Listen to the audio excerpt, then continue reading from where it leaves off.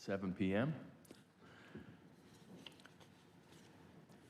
Welcome to the July 15, 2025 meeting of the Orland Park Plan Commission. Will everybody please rise for the Pledge of Allegiance? I pledge allegiance To the flag of the United States of America and to the republic for which it stands, one nation, under God, indivisible, with liberty and justice for all.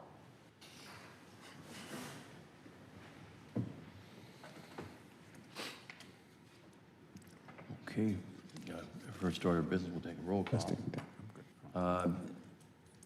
It appears that Commissioner Zatar is absent. Commissioner Schuessler. Here. Commissioner Zamparelli. Here. Commissioner Paul. Here. Commissioner Sanchez. Here. Commissioner Nugent. Here. Chairman Parisi, thank you. I trust we've had an opportunity to review the minutes of the July 1st meeting. I entertain a motion to approve those minutes. Mr. Chairman, Commissioner Schuessler, move the minutes be approved as presented. Second. motion by Commissioner Schuessler, seconded by Commissioner Zamparelli. All in favor? Aye. Nobody opposed? Wonderful.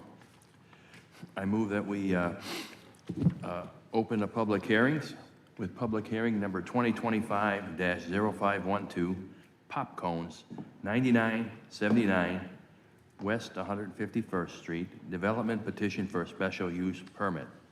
Second. All in favor? Aye. Okay. I see the petitioner is here. Would you like to make any comments? You don't have to. You prefer not to? If you could come up to the microphone. Please, yeah. We record And- everything. And I'll swear you in just in case. Just in case somebody asks you a question, we'll swear you in, okay? Right hand up. Thank you. Do you solemnly swear or affirm that any testimony you present tonight in this matter will be the truth and nothing but the truth? If so, please say, "I do." Yes. Thank you. Okay. And if we may, your name and address. Benjamin Bell, and I stay on 16549 Woodlawn East Avenue, South Harlan, Illinois. Okay. Do you have any, you've seen the conditions and everything. Do you have any comments or questions or anything? No, matter of fact, I want to know, did y'all receive my blueprint? Like I had got a blueprint. Matter of fact, all the information that been going through, my wife been sending it through. Okay, So they've been y'all sending got- the information to your wife. Right, so y'all been talking to my wife, but I'm the one just like paying for it. Okay. So I thought I was supposed to be here because Yes. funding and everything. You're just here to observe the proceedings. Right. Okay. Well, okay, if when it comes to time, if any of the commissioners have any questions, we'll call you back up, okay? Okay. Thank you so much for coming. Staff? Yeah, we have a presentation. Just want to make sure. Yeah, no, I think we're okay. I'd like to begin by requesting that the staff report be entered into the record as written and presented. The petitioner here is seeking an approval for a special use permit for a restaurant within 300 feet of a residential parcel. Popcorns is a gourmet popcorn and ice cream shop and is being proposed in a 600 square foot vacant tenant space in the El Camino Commercial Center at the intersection of 151st and West Avenue. The subject property is located in the Business General Zoning District and is classified under the Orland Grove Planning District in the comprehensive plan. In the comprehensive plan, the property is located in the Orland Grove Planning District, which is primarily residential and walkable in nature and is well integrated into the downtown and regional core areas. The proposed popcorn and ice cream shop would be consistent with the intent of the comprehensive plan for this area. Moreover, the village has granted special use permits for other restaurants in the El Camino Shopping Center in the past, including the Kismet Restaurant, Isabella Polish Deli, and another ice cream and cake store called Sweets. The El Camino Center is a commercial planned development that is accessible via two full access driveways, each from 151st and West Avenue. The center is surrounded by multifamily residential to the south and east, and single-family residential to the west, and there's a vacant commercial building and a daycare center to the north. The entire center is about 23,000 square feet, and it's comprised of 3 parcels, each with a different owner, and the subject tenant space is located in the westernmost parcel with 6 other tenants. As you can see, the existing building is a single-story, multi-tenant retail and office center. The center is anchored by a 7-Eleven on the west and the Kismet restaurant to the east.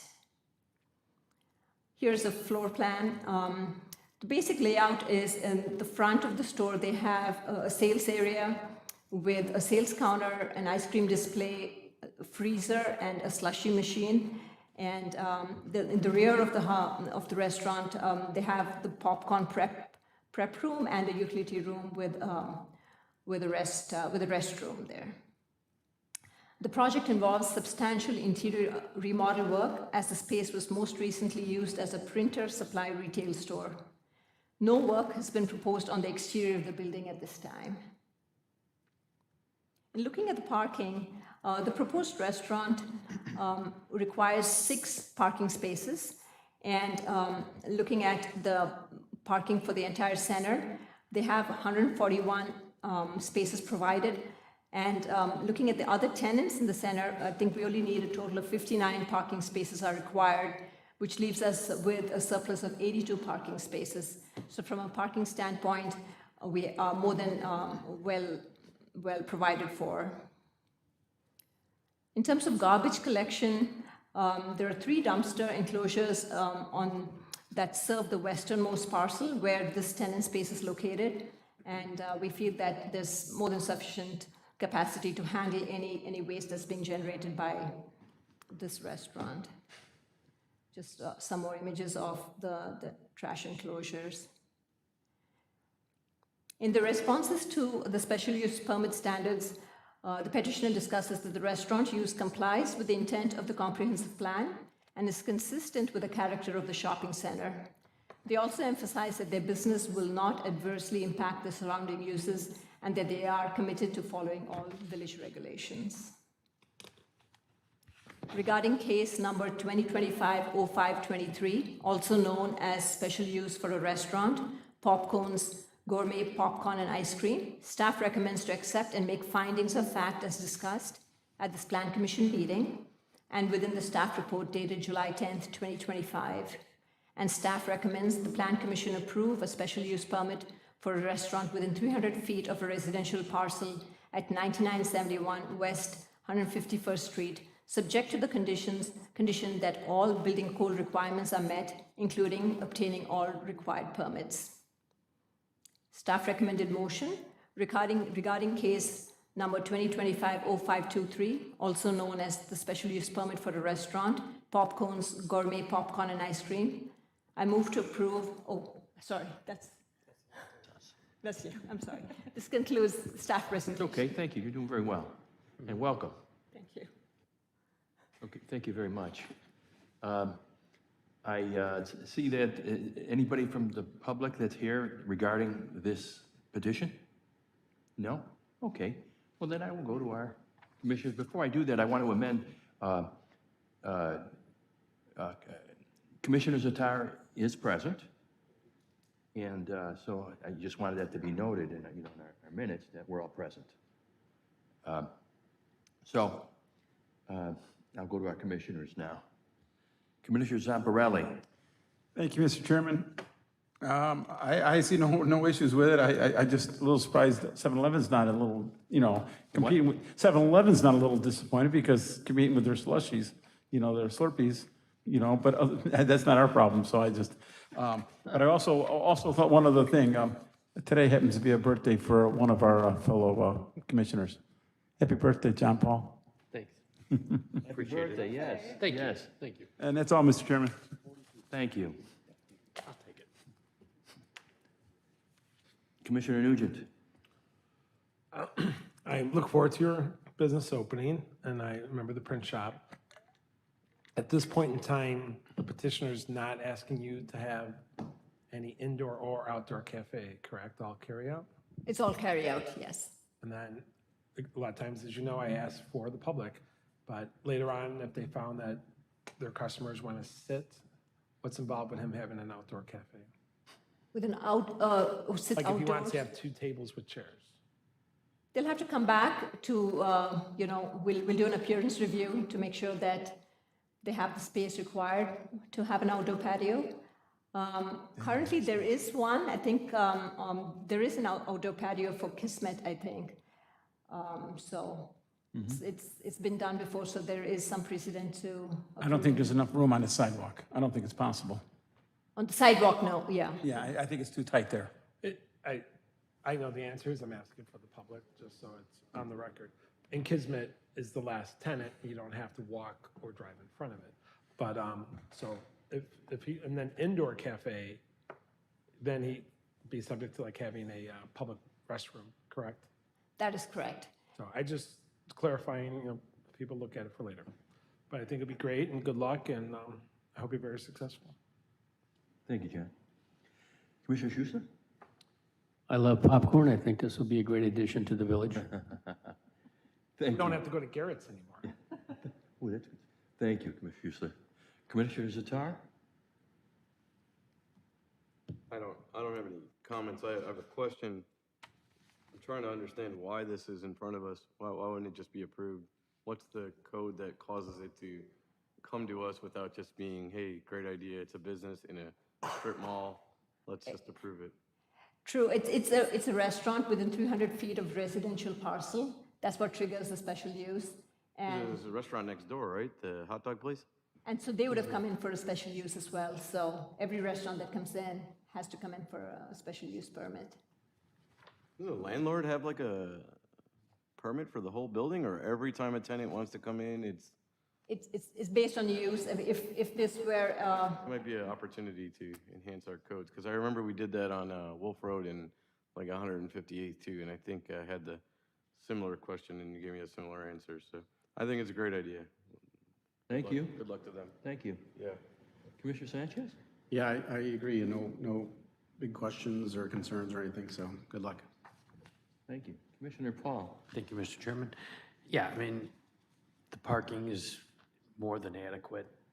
I know it's 300 feet of a residence, but no residents are here to complain about it, so that's good. Yeah, I mean, it's nice to see that strip mall is active and most of the spots are filled, and I think it's a great addition. That's all I have. Thank you, Commissioner Paul. I concur with my fellow commissioners, and I wish you a lot of luck. Thanks for attending. Well, thank you. Thanks. Okay. Yeah. That's it. Oh, no, we didn't actually vote. We didn't vote. We need a motion first. yes. Okay. Mr. Chairman, Commissioner Schuster? regarding case number 2025-0512, also known as special use permit for a restaurant, Popcorns Gourmet Popcorn and Ice Cream Restaurant, move to approve the staff recommended action as presented in the staff report to this plan commission for this case. Second. Seconded by Commissioner Paul. All in favor? Aye. Nobody opposed. Congratulations. I move that we close public hearing. Yes, I move that we close public hearing. Before we close, to Commissioner Zatar and the staff, so just to clarify, no one can sit here, but he still has the same standard as a restaurant. So the standard is because he's food, not necessarily because he has restaurant, correct? He's not a restaurant, you can't eat there. You can eat there, but it's a food service establishment where food is being prepared and sold. So in that sense, it is considered a restaurant. And to address Commissioner Zatar, we just had the Coffee Cafe on 94th Avenue by Banana Cafe. They had the same variance. The Indian Restaurant by 86th Avenue, 159th had the same. We get a lot of them. Yeah, so the key is, in the spirit of the village wanting to have businesses expedite, that's where we could say, staff, do you need to talk to the board? And if we're gonna always say okay, then why delay. But it is a good point of. It is a pushing this delay. stuff. I mean, when would we say no? What would it take to say no? That's what staff should maybe tell the board and say, you know, if you're never gonna say no, then. Strip mall that has other restaurants in it, it's very hard no. It would likely never be a no. I'm not trying to give you more things to do, Steve. I know your agenda's full. No. So just so that you're aware, I have reviewed many of the previous approvals for restaurants, of which there are no conditions attached. So I've also questioned whether or not we should continue to require a special use permit when there are no conditions that are special that have been required by the Plan Commission. That we can take that to the village manager, and we can move your request up the ladder. And things like bike racks or garbage enclosures or outdoor cafes or drive-throughs each have their own factors, but, you know, I mean, you have to have a garbage enclosure. If you want an outdoor cafe, that's a different story, so. Thank you. Yeah, those are I all. just thought, you know, we always say, hey, how do we make life easier for everybody, so. Okay. Okay, the motion has passed unanimously. I move that we close public hearings. Second. Seconded by Commissioner Zatar. All in favor? Aye. Thank you. Before we go to the non-public hearings, you two ladies in the back, do you have anything in particular that you wanted to present or something? Okay.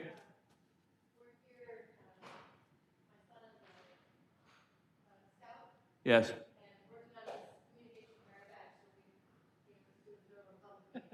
Okay. How things work. Yes. Well, thank you for taking the time to come. We appreciate it. Thank you very much. One more down to be an Eagle Scout. There you go. I move that we open non-public hearings with number 2025-0553, Certificate of Appropriateness for Accessibility and Other Improvements to a Landmark Structure, John Humphrey House, 9830 West 144th Place. Staff. Second. Oh, yes, we have a second by Commissioner Sanchez. All in favor? Aye. Staff, now staff. Good evening. Can everybody hear me okay? Yep. Terrific. So I'd like to begin, as always, by requesting that the staff report be accepted into the record as written and as presented. Okay, this certificate of appropriateness is for the Humphrey House, which is located at 9830 144th Place. The Humphrey House is a local and a national landmark. It's believed to be the first house built in Orland Park somewhere around 1881. The house is a national style 4/4, two-story structure with a limestone foundation. The home's been well preserved, but it has received non-original elements over the years. Some of those things are the wood front steps that go up to the front porch, the addition of shutters, and they've done a couple of rear additions. So the comprehensive plan doesn't say much in the way of the Humphrey House, but you can see its location here in the heart of the old Orland district. Here is an aerial image of the property. And just to get us orientated, here is the same aerial with kind of the areas in question. So we do have a proposed AC condensing unit that will be placed outside.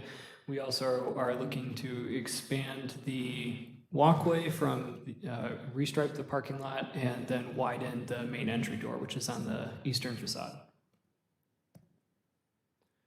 Okay, so starting off with the main entrance, they are looking to widen the door from 2 feet 6 inches to 3 feet for ADA compliance. The existing door will be removed, salvaged, and then returned to the village. The replacement door is intended to be painted to match the existing. The hardware will come over from the old door, and even the casing around the door frame is to be carefully removed, repaired, and where they need additional casing for the new width, they're going to be using some wood that they have on one of the village properties. One of the village properties now, which is completely appropriate for this kind of restoration. For the walkway, you can see kind of before and after up here. So it's a modest enlargement from 2 feet 4 inches to 4 feet. This is also for ADA compliance. The walkway's route is going to remain exactly the same. It serves connecting the parking lot to the main entrance. As a part of that proposal, they are also going to stripe the parking lot. This is going to provide one ADA compliant space with a 5-foot access lane to get to the walkway, and there will be 4 other parking stalls. They are 1 foot short of the prescribed dimensions for parking stalls, but that's length, not width. Okay, so finally, the petitioner is proposing to install an HVAC system. This would require a residential-sized condensing unit to be placed on the property. The petitioner has agreed to locate this on the northern facade so that it faces the field that's just to the north of the property, which keeps it screened from the public right-of-way. There's some modest landscaping to the west, and there's a detached garage to the east that will kind of keep that out of the way. Okay, so this is in front of you because the Land Development Code does require that any minor changes to a landmark structure get both Plan Commission and Board of Trustee approval. So the widening of the doorway, the widening of the exterior walkway, and the placement of the AC condensing unit does require your approval. Okay, so regarding case number 2025-0553, also known as Humphrey House Accessibility, Waterproofing, and Maintenance Improvements, staff recommends to accept and make findings of fact as discussed at this Plan Commission meeting and within the staff report dated July 10th, 2025. This concludes the staff presentation. Thank you. You're welcome. Okay, well, I'll go to my commissioners. Commissioner Schuessler? Yes, I have a question regarding the parking. Why are the parking spaces, the regular spaces, only 8 feet wide? We used to require 10 feet around here, then we reduced it down to 9. And if you go down to 8, it's going to be hard to get out of the car if all the spaces are used. It would make more sense to either add a little bit of asphalt and go with the 4, or reduce it down to 3 spaces. But what was the thinking on 4 substandard spaces that are going to be difficult to use? Greg, do you have any thoughts on that? Greg is the petitioner for the project. I think it has more to do with it butts up right against the garage, and there's not any additional space because the front of your car is up against the garage and the back end of your car. No, I'm talking about the width, not the length. Width, we can go back to the architect and have them take a look at it and get a better answer for you. That's a difficult answer because we're being asked to vote on this tonight. I'd say amend it. Mr. Chairman? I don't have a good answer for you. Okay. The plans were developed with Okay. engineering services. Would you agree that 8-foot width for parking spaces are insufficient? I will have the architects look at it, absolutely. I don't have a good answer for that. Okay. I know that we want to adhere to all the common best practices. Yeah. I mean, I know if we were looking at projects with spaces that this would not fly. Well, I'm looking at the practicality of it. When you go to, over to the mall and you park in the 9-foot spaces, sometimes if somebody's not exactly right in the middle of the space, it's difficult to get it in your car, out of your car. And 8 foot, I mean, And there's no. cars are gonna be so close, you're gonna have trouble getting out of the car. Just seems like it's, and really, there aren't enough parking spaces for the use of the Humphrey House if you have an event there. So this is not a situation where we need more parking places. Anybody, if they have an event there, they're gonna park across the street behind the Village Hall, the old Village Hall. So I think if you're gonna have some spaces there, let's have spaces that make sense, that can be used, rather than 4 spaces that you'll have people parking and taking up 2 spaces, really. So you might as well have 3 good ones instead of 4 useless ones. Mr. Chairman? Mentioned that we're widening sidewalks and doorways to make these things more handicap accessible. And certainly, you want to make sure you have wide enough parking spaces as well. Well, another possibility, since there's parking across the street, would be to go with 2 handicap spaces and 2 regular spaces. But having 4 8-foot wide spaces makes absolutely no sense in my thought. Mr. Chairman? Yes, please.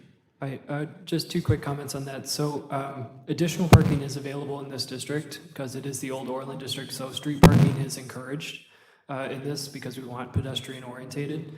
And I still would suggest that this is an improvement to the space since it does provide some parking into this parking area, which is currently doesn't have any. So it would provide some guidance, albeit slightly narrower than the prescribed ratio.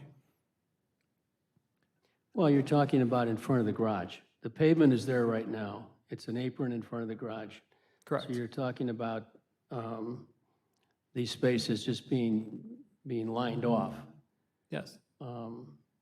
But that still doesn't address the issue of having spaces that are too narrow for vehicles to park in them, unless you have a subcompact vehicle. Mr. Chairman, just a point of clarification. So this is a certificate of appropriateness case. There's been no request for relief from the village code for parking space width. So unless those spaces were previously established at that width, they would not be allowed to be striped unless they were striped to the code width. So we're not considering a variance or a modification for narrower parking spaces in this case. They're just the appearance of the building. Because there was no request for variance, we could not approve an 8-foot parking space unless it was established that those spaces were there previously. But you're talking about lining the spaces out at 8 feet wide. I agree that that's what's on the petition, but there was no request for, and council, Then it correct me if shouldn't I'm be wrong. done. But you're asking us to approve that. You're asking us to But approve that. their approval would not grant the variance, correct? Because the variance was not requested? I don't know what the minimum width, what's the minimum width? of the 9. code? 9? Yeah, then can you roll back one?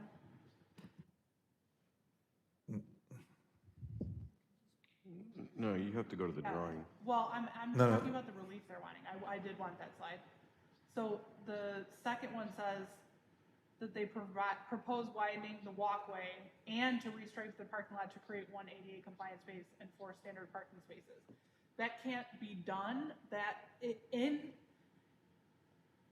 If approving the staff's recommended action would be interpreted to grant a variance to the code, that can't be done. I agree. It wasn't petitioned. What that says is that they would get 1 ADA parking space and 4 spaces at 9 feet wide, whether it's shown properly on the map. Right. What's Whether, this- so they can't have 8 feet without a variance. What's the solution? What do we say? They have to, Bump out the asphalt to get 9 or don't do it that way. So as I understand it, let me clarify this. As I understand this, if we approve this motion, this petition, they have to, and they want to stripe parking spaces, they have to be striped to 9 feet wide because it says correct. 4 standard parking spaces. So it's incorrect on the map. Yeah, so they, Because there's not a variance being It granted. would be 1 16-foot wide handicap or accessible space and 4 9-foot spaces. So what this action would assume is for them to add enough pavement to fit 1 ADA compliant spaces and 4 at minimum 9-foot parking spaces. They're not asking for more pavement for the parking spaces. They're only asking for more pavement for the walkway. They're asking for only striping for the parking spaces. No, that's obvious, but but they could- attorney's point But is, if it doesn't, but If if we're it gonna doesn't rewrite fit, the then motion, then or it's rewrite, impossible. if we're gonna change, why don't we just change the sentence when we do the approval? Very simple. That's fine. I'm just saying, without a variance, it wouldn't be possible. Mr. Chairman, may I comment? Well, yeah, well, I have no further comments. I Okay, think the thank rest of you. the project is fine. I just, I don't. no, I good don't points, good points. Like 8-foot spaces, it's unusable. Okay, Commissioner Zamparelli? I'm just checking, I agree with Commissioner Zatar that maybe we should just say they're only going to get 4 spots. Say what? They're only going to get 4 spots. Why don't we just reword it where we're going to say they're going to get the handicap spot? Because there's 40 feet to work with. So we only give them the 11 foot and then 3 other spots, 3 standard parking. 3 standard. That way we're not talking about asphalt. We need, well, we need to deny this. It's like one sentence, correct? Yeah, you could say, you make a motion for the staff recommended action with the amendment that Yeah, okay, the. Sounds four- good. That the 4 Okay. parking spots be the limit. reallocated, yeah. I guess so. This is my time. I'm going to ask another question. And did this home have air conditioning, central air before? I do not think so. So then they have to run ductwork inside, correct? Correct. That's going to be interesting. Because it's a 2-story. I'm assuming they're going to run it in the attic and whatnot. But there's nothing in here for that because they're not touching the exterior of the house, correct? Correct. This don't only have to- deals with the exterior. Okay. Wow, 100 years of no air. I think that is all. I'd love to see that old home get improved. Would you happen to know if the basement, we had an issue with that basement. I remember the basement was falling in. Has that been taken care of? Do you know? I believe they are doing some like tuck pointing work and some waterproofing work down with the limestone foundation. I can't speak to more than that. Didn't you already do the roof? The roof was 10 years ago, right? 15? The roof is pretty recent, Roof is in the last couple of years. Oh, was it? yeah, but Done in 2019. Oh, okay. Yeah, it's in the text. It was just prior to the village's acquisition. Roof in the petition says 2020. Okay. And the waterproofing work, the foundation work, is the waterproofing Yeah. is 2020. Okay. Okay. I'm just more curious, so that's all. Thank you, Mr. Thank Chairman. you. Commissioner Nugent. Not to harp on it, but if the issue is 4 to 5 feet, could we not add, it's asphalt, isn't it, or is it concrete? I think it's asphalt, but couldn't we, to the west, which is to the front, can we add 4 feet of pavement? Because it can't go north, we'd have to go south, right? I think it drops off. Mr. Chairman, may I make a point of clarification on the math? So it looks, I'm sorry, I have to wait to be acknowledged. Okay. It looks like the pavement, according to near map, is about 52 feet, which would be with the 16-foot handicap space, that would leave 36 feet, which is 4 9-foot spaces. There you go. You solved it. Thank you. Anything else, John? Did anyone reach you guys directly to have concern? I'm sorry, I couldn't Did hear you. anybody reach you guys prior to the meeting to have concerns? No. Okay, I have no further questions. Okay. You good? You call me first. No, I'm looking. No, I'm at- good. Yeah, I was looking at John. I wasn't sure he was finished. Okay. Let's go with Commissioner Paul. Thank you, Mr. Chairman. Have these parking spots ever been striped before? Not that I'm aware of. Didn't look like they were. Do we have to stripe them at all, other than maybe a handicap spot?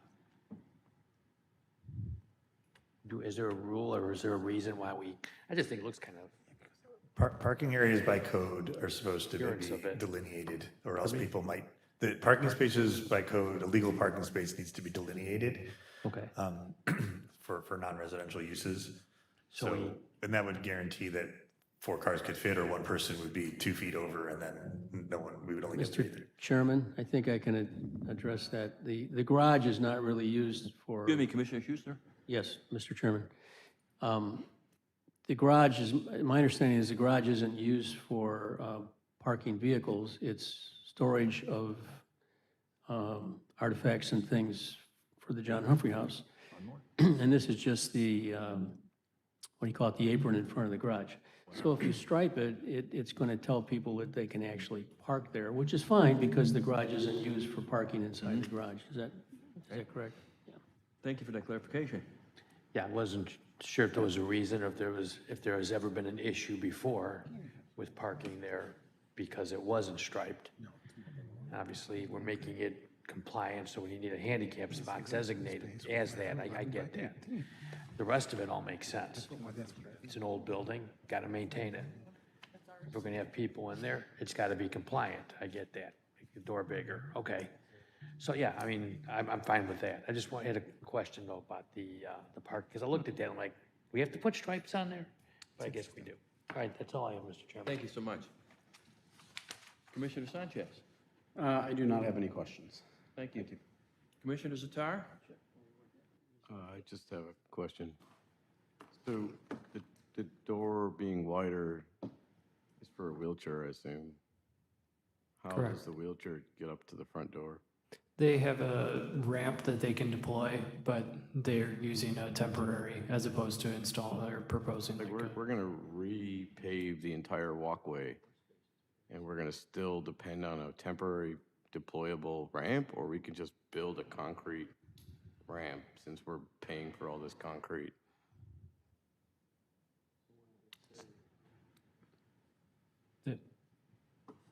That would be the purview of the applicant, how they want to proceed with that. Like, I mean, what's the point of the, doesn't sound like we're getting wheelchair people to go into the building, but we're adding a handicap parking space and a handicap door, but we don't have a handicap ramp to the building. So doesn't seem like an ADA project, I don't know.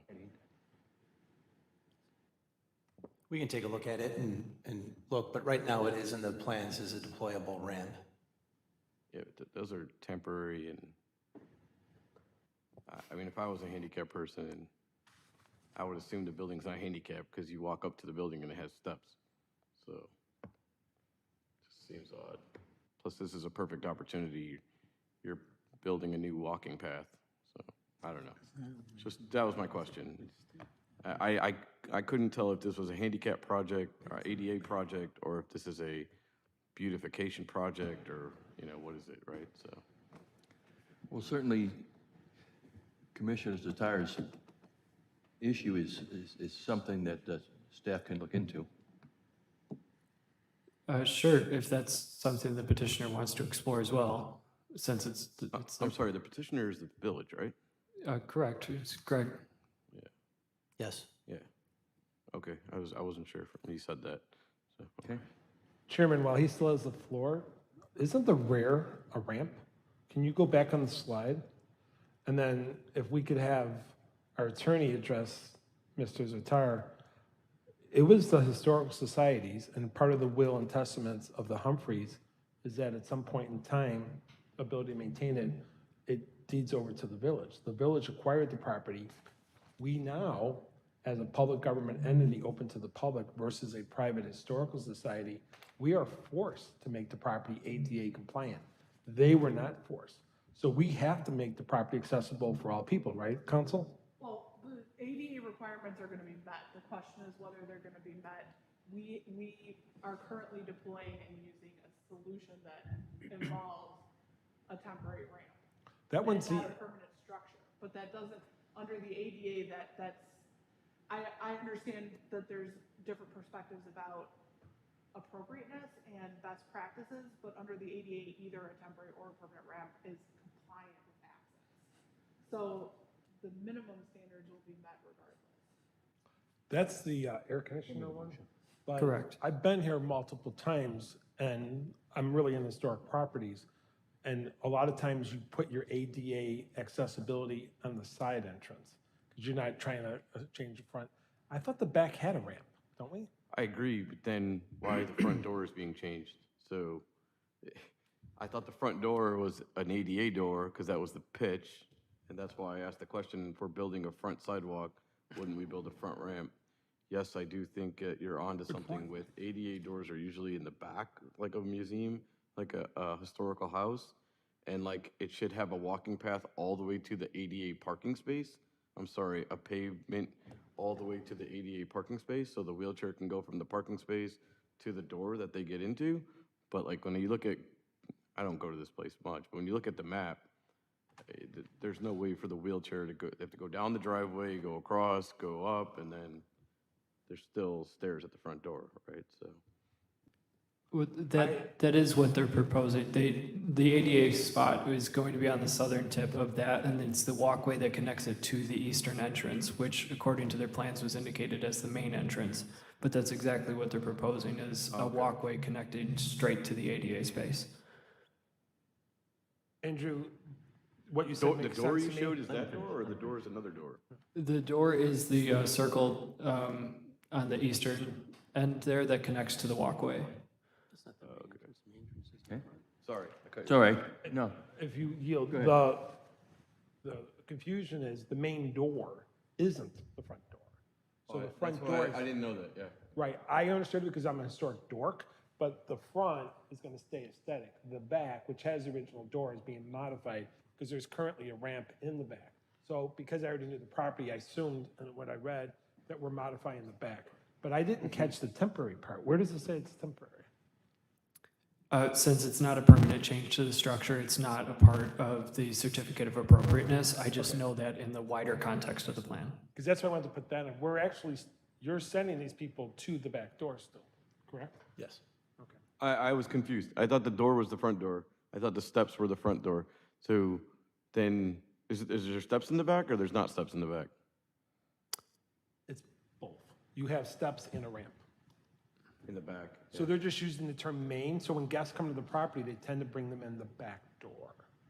Is there steps in the back, or is there? There's a little step up, but I wouldn't necessarily call it steps. Yeah, I just assume like paying all that money for concrete, you can just, no step, right? I don't know. Thank you, Joe. Very easy. Thank you, John.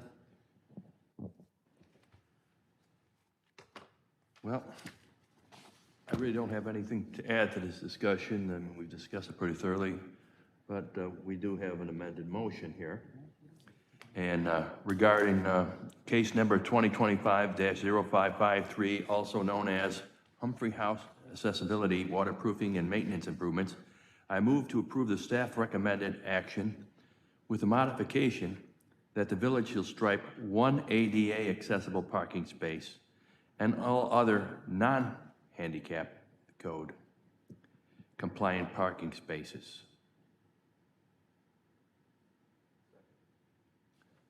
Second by Commissioner Zatar. I'll poll everybody. Commissioner Zamparelli? I just want to clarify, that's a 9-foot spot, correct?